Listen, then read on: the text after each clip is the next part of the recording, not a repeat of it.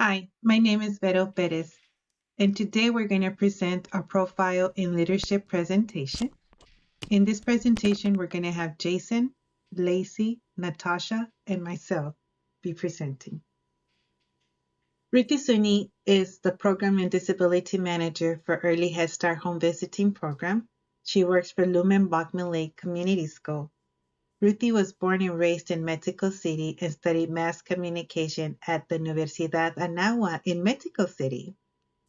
Ruthie started working at Lumen Education as a parent educator for 2 years.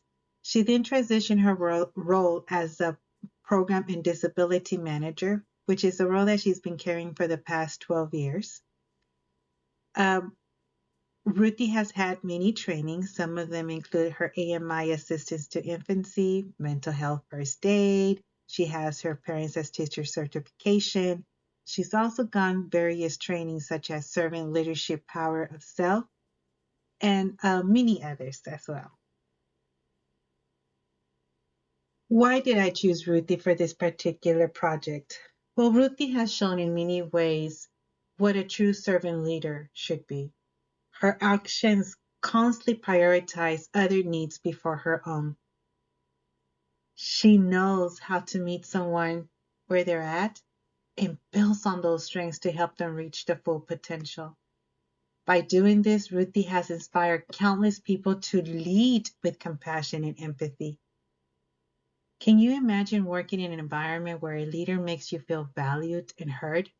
Makes all the difference, makes you want to stay there. And that's the reason why I chose to follow Ruthie's example in my own leadership journey. She has truly embodied the quality of servant leader. Martin Luther King Jr. said that everybody can be great because anybody can serve. You don't need a fancy title or a power to make a positive impact on those around you. Ruthie's dedication to serving others selflessly has shown me that authentic leadership is about lifting others and helping them shine. I aim to emulate her approach in my own interactions with colleagues and team members, recognizing that leading with kindness and humility allows me to make a positive impact in their lives and help them reach their goals. Ruthie's example has taught me that true greatness lies in serving others, and I am grateful for the chance to learn from her wisdom and her compassion. Ruthie's leadership styles aligns closely with the servant leadership model, which emphasizes on putting the needs of others first and empowering them to reach their full potential. This approach fosters a supportive and collaborative environment where everyone can thrive and contribute to team success. Robert Greenleaf stated that the servant leaders is a servant first. It begins with that natural feeling that one wants to serve first. With that said, leaders should prioritize the needs of others and empower them to reach their full potential. Listening, empathy, and humility are essential qualities for a servant leader to possess. These qualities are evident in Ruthie and are what make a great example of a servant leader in an organization she serves.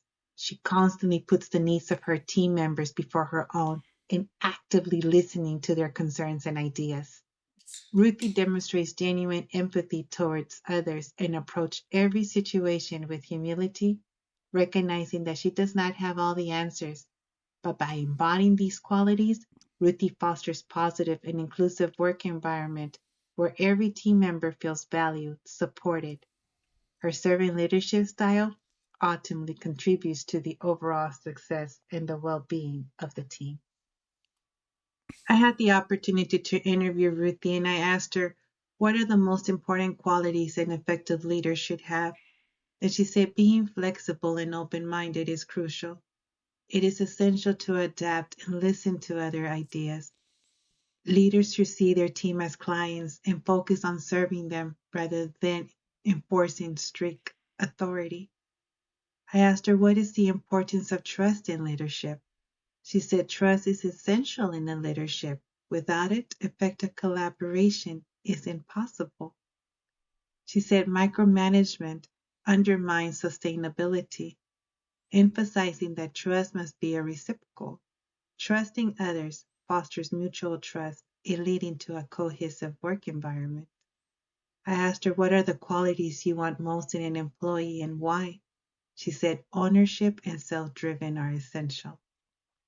She said believing in the mission leads to a higher quality work, making tasks easier. An expectation is for individuals to make ownership and self driven, eliminates the need for micromanagement or oversight of work hours. I asked her who has the most influence on how you lead and why. Riti emphasized that her leadership style is heavily influenced by her supervisor and the individuals that she leads. She paraphrased in Spanish, "Para como veo, doy," which highlights the reciprocal nature of leadership.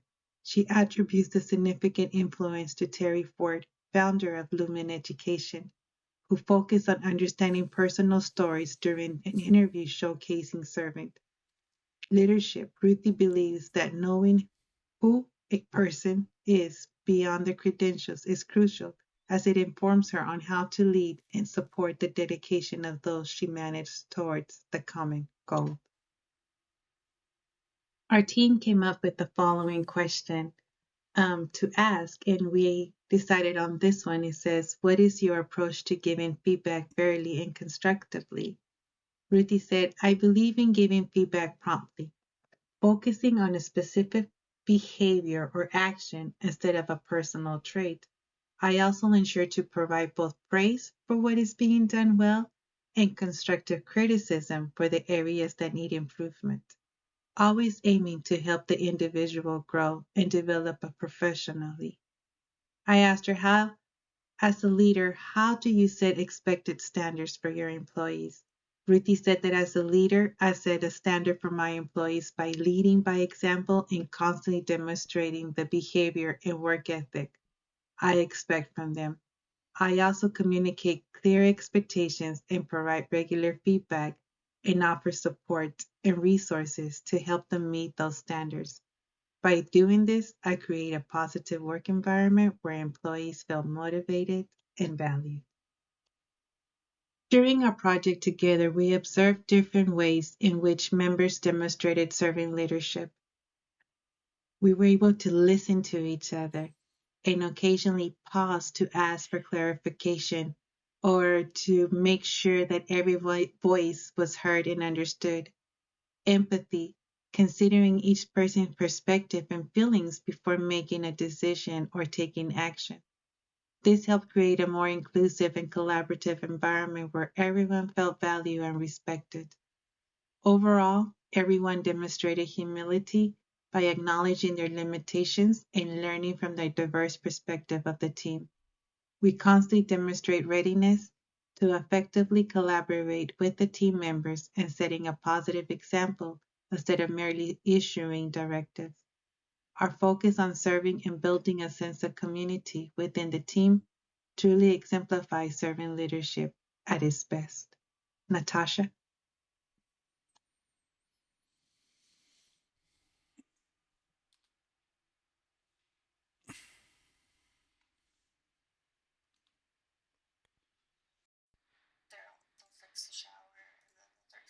Hello, everybody. My name is Jason Morgan, and I chose to interview Supervisory Border Patrol Agent Joe Rodriguez. I'm going to go throughout the presentation and just call him Joe because that's what I call him at work, and he's given me permission to do that. Um, SBPA Joe is a Phoenix, Arizona native, born and raised. He's spent the last 15 years in the U.S. Border Patrol. He began his career at Tucson Station in Tucson Sector. He's spent the last 10 years there, gaining deep experience in the field and with interagency operations and coordination. In 2020, he transferred to Ajo Station and he now serves on the intelligence collection team alongside me and a couple other agents. Uh, while being the supervisor on that unit, he does a really good job of driving timely, actionable reporting and supports prosecutions with complex intel-led investigations. Over the course of his career, Joe has supported multiple details, including large-scale processing operations and intelligence support and subject matter guidance for the Phoenix prosecution team. He served on the Phoenix prosecutions unit, where he worked alongside the USA attorneys and helped get prosecutions done for 1324s, 25s, and 26s, all pertaining to illegal smuggling. He's been recently promoted to supervisor. Joe stepped into leadership because he really wanted to be the change he wanted to see. He prioritizes mentorship, accountability, and mission driven problem solving. Away from work, he's a husband, father of two children, and an overly proud owner of two dogs. When I was asking around the station as to who would do this interview and really thinking about who has made a decently big impact on my career as a Border Patrol agent, um, Joe is definitely top three.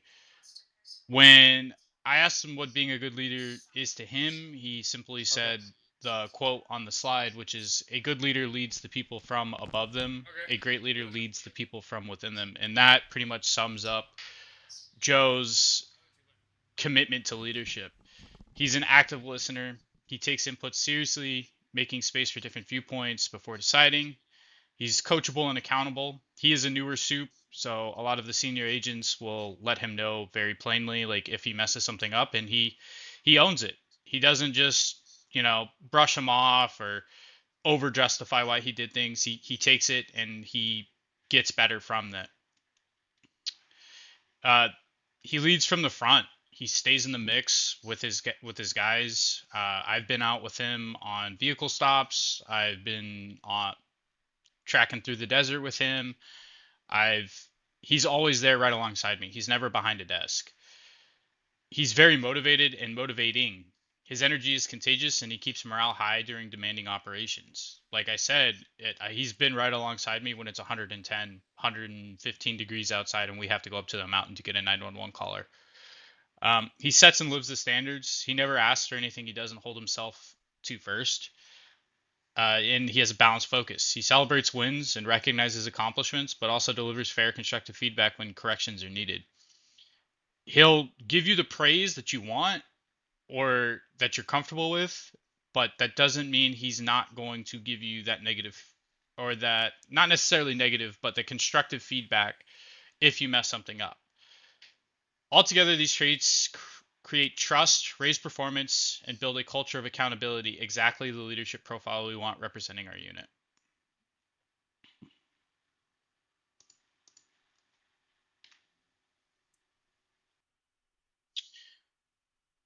So servant leadership fits Joe because he puts service to people first. In this model, the leader listens, empowers others, removes roadblocks, and sets the example so the team can succeed the right way. This lines up with how he works. He's walking through the desert with his agents, invites tough feedback, and never asks others to do something he wouldn't do himself. Research shows servant leadership builds trust, learning, and strong performance by focusing on follower growth and well-being. That's exactly what we see when he celebrates wins, gives fair corrections when needed, and keeps standards high without micromanaging. So, looks like the video isn't going to play of our interview. Okay. So, that's fine. The 6 questions that we asked were, what are the most important qualities an effective leader should have? So, these are all summaries of Joe's answers. Um, he responded, "A leader should have a mindset of service, putting the people they lead first. Clear communication matters, and leaders must be open to criticism and other viewpoints, taking feedback seriously instead of dismissing it." This is how Joe Rodriguez leads. What is the importance of trust in leadership is the second question. He said, "Trust is the foundation of leadership. When a leader serves the team, people believe they will be supported, guided correctly, and not led down the wrong path." SBPA Rodriguez links service to trust, so agents feel confident following directions and completing the mission. The third question was, what are qualities you want most in an employee and why? He simply says initiative is key. Strong teams can lead themselves day to day, with the leader providing peripheral guidance. SPPA Rodriguez values people who are acting without waiting to be told and keep the mission moving. He doesn't want to hold somebody's hand. He needs somebody that's going to, jump up and be like, I got it. I'll do that. The fourth question was who had the most influence in how you led? Joe credits his father, who led by example. That model shaped his approach. Show up to work, do the work, and let behavior set the standard. What is your approach to giving feedback fairly and constructively? Um, Joe believes in praise as much as possible, publicly, constructive, criticism privately. This protects dignity, maintains respect on the team, and still addresses what needs to be improved. That's what I was talking about before. He's going to lift you up as much as he can in public, but that doesn't mean he's not going to give you those corrections that are desperately needed. However, he's not going to do that in a public forum. He's going to pull you aside, take you into his office, and have a discussion. And then the last question I asked him, as a leader, how do you set the expected standard for your employees? Joe says, lead from the front. He sets a high bar for professionalism and is willing to do the menial or tough tasks himself. When people see him in the dirt, doing the same work, it builds trust and shows that nothing is beneath anyone. The leader is there to guide while everyone contributes equally. So, feedback, giving and receiving. Joe models the feedback philosophy, ultimately keeping people safe. Praise in public, coach in private, keep it about the task, not the person. And always end with one clear next step. We work in a law enforcement setting where heat, steep mountains, long distances from any type of drivable road, terrible communications, and wildlife that wants to hurt you or kill you or eat you mean a small mistake can get someone hurt or unfortunately killed. Joe believes clear, fast feedback stops hesitation and bad guesses. As a leader, if I don't give and receive feedback, small errors can turn into huge safety risks and legal risks as well. As a follower, I need the standard, my role, and one fix I can make now. Joe does a great job of that. Research supports this approach. Feedback works best when it keeps attention on the task and what to do next, and it backfires when it becomes personal or threatens ego. All right, that sums up my presentation for my interview with Joe. I'm passing it on to my next classmate.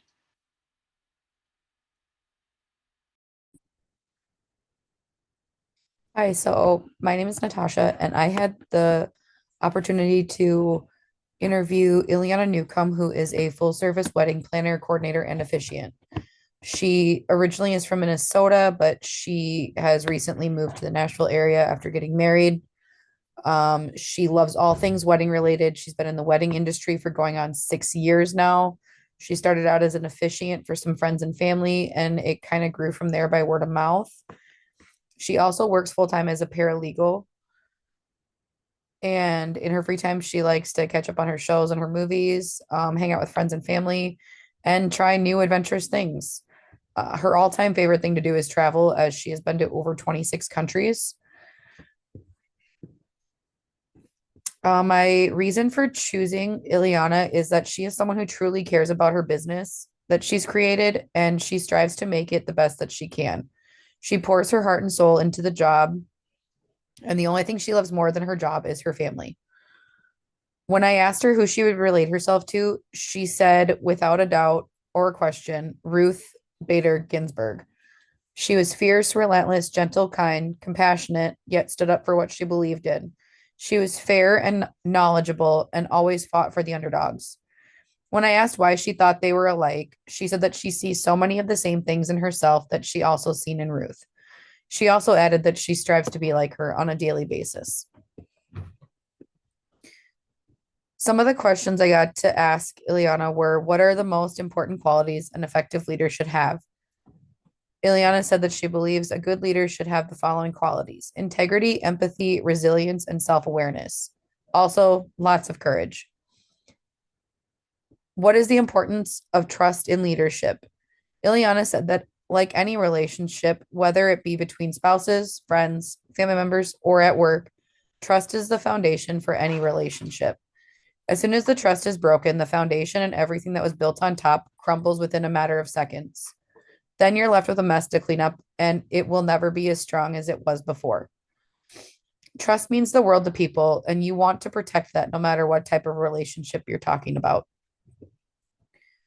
When I asked her what qualities you most want in an employee and why, she said that when looking to hire an employee, she looks for communication skills, number one, because she owns a business where you meet people from all walks of life, and oftentimes you are the main person of contact for a couple's most important day. She said that her employees have to be good at communicating with everyone.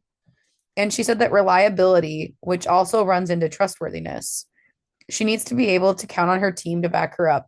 She can't do everything on her own, and trying to find last minute help is hard no matter what type of business or job it is.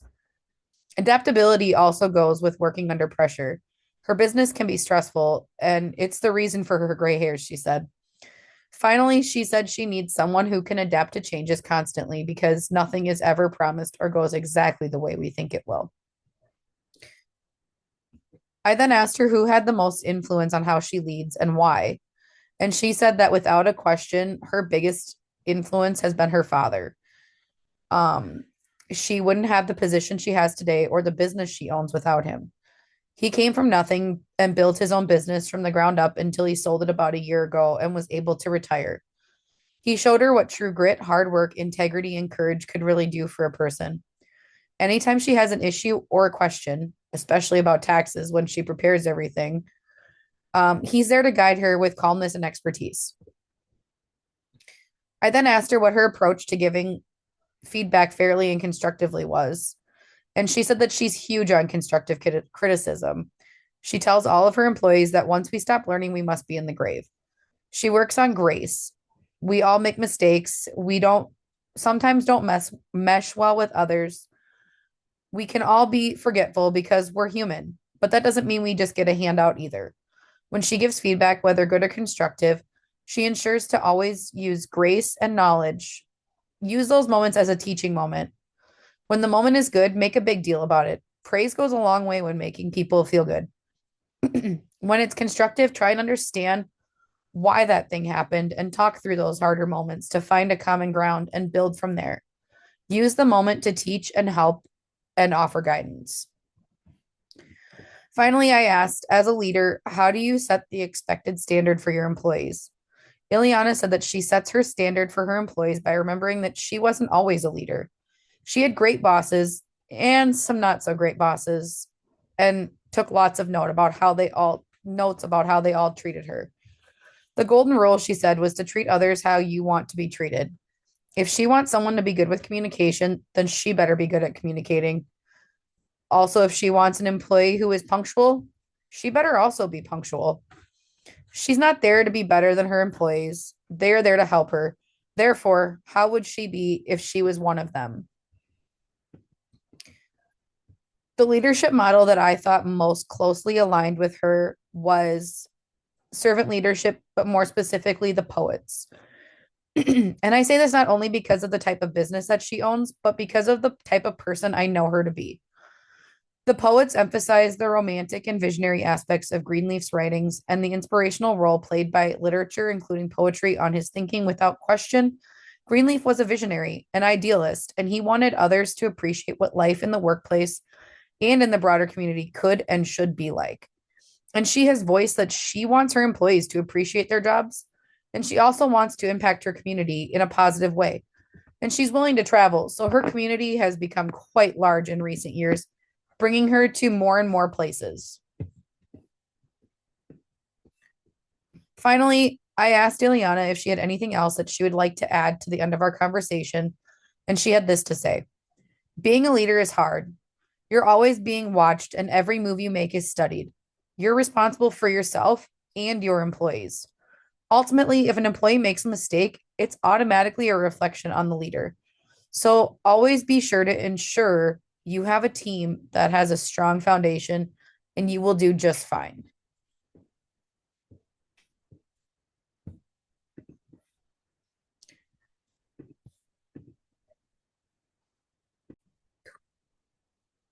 Matthew chapter 20, verse 26 says, "Whoever wants to become great among you must be your servant, and whoever wants to be first must be the slaves of all."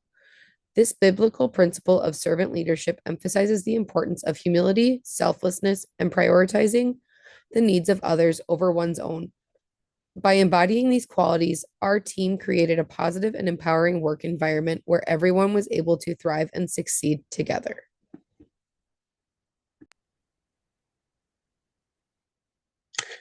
Hey, my name is Lacey Tunin, and I'm going to be speaking on Natalie Phillips. Natalie Phillips, Head of Fulfillment and Services, ACS Technologies. Natalie has been with ACS Technology since 2002, starting in support before moving into IT in 2003. She has managed a wide range of support systems, led ERP upgrade projects, and supported CRM efforts. In 2015, she stepped into IT leadership and eventually joined the ventures team, where she now is fulfillment and services. Her focus is on helping churches simplify operational tasks like merch, statement printing, and engagement tools so they can focus more on ministry. Originally from Florence, South Carolina, Natalie now lives in Sherrill with her husband, their high school senior son, who keeps them constantly on the go.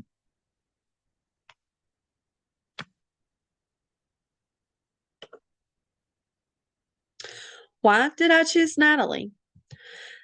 I chose Natalie because she is a smart and hardworking lady. She is capable of taking on numerous daunting tasks. She excels in the area of leadership because she is not afraid of confronting difficult issues, and she knows what needs to be done in order to get the job completed.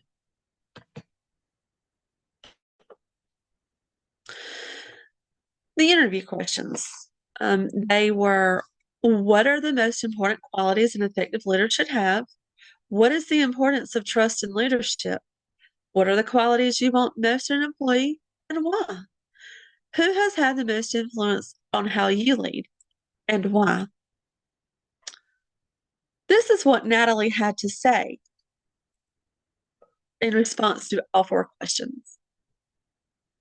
Natalie stated that one of the most important qualities a leader should have is to take the time to learn your team because they are going to respond differently, no matter the subject. One person may like being praised in front of a crowd, while another may be too shy and resent that act. Take a second to think about the best way to sin. She said, as far as trust, consistency is key. The leader cannot have favorites. He or she must take care of issues as they occur. And the biggest thing is to not be a wimp and sweep it under the rug. Regarding the most wanted qualities in a person, for Natalie, they must have a willingness to learn. She states, I'd rather have someone that has drive and determination that lacks a certain skill rather than someone who isn't willing to learn.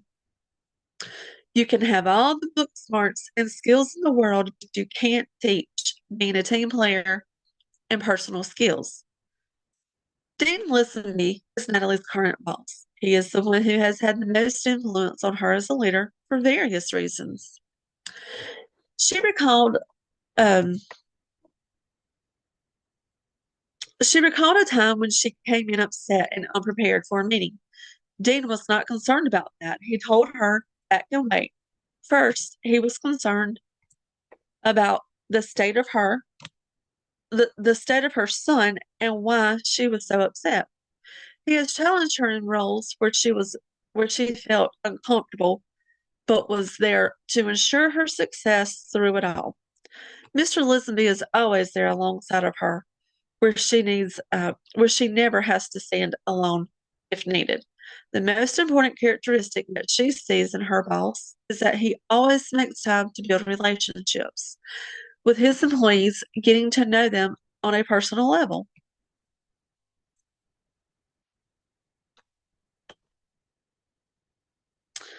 transformational leadership model.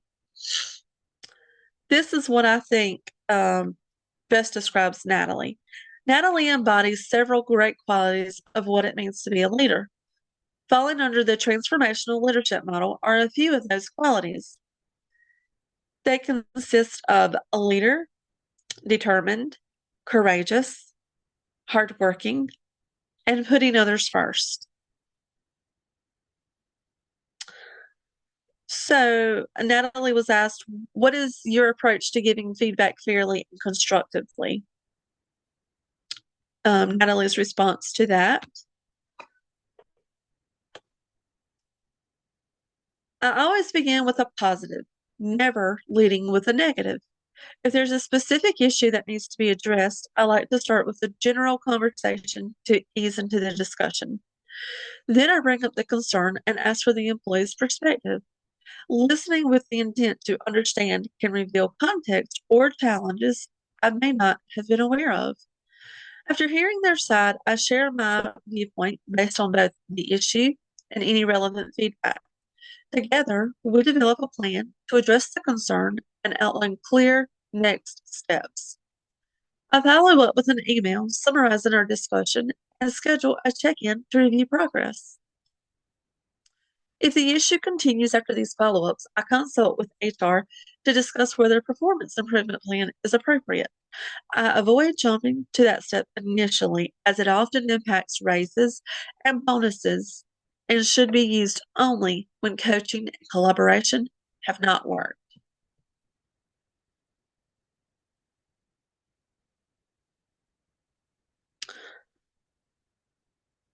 As a leader, how do you set the standard for your employees? Natalie responded by saying, I believe expectations should be both clear and collaborative. When working with a team, I often have them define the standards they want to hold each other to. It creates stronger peer accountability and ownership. For individual team members, I set clear expectations during onboarding and reinforce them as part of their annual goals. I meet with each team member monthly to check in on progress and make adjustments if needed. This ensures goals stay relevant and that support or course correction happens in a timely way.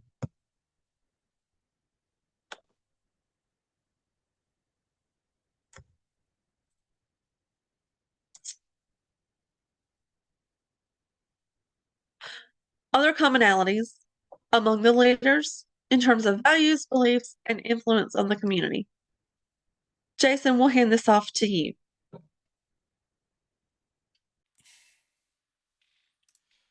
Other commonalities among the leaders in terms of values, beliefs, and influence on the community. All of the leaders chosen for the interview seemed to share many of the same values. The notable similarities included each party's desire for the best quality candidate to join their team. Everyone wants the ideal player, but what does that look like?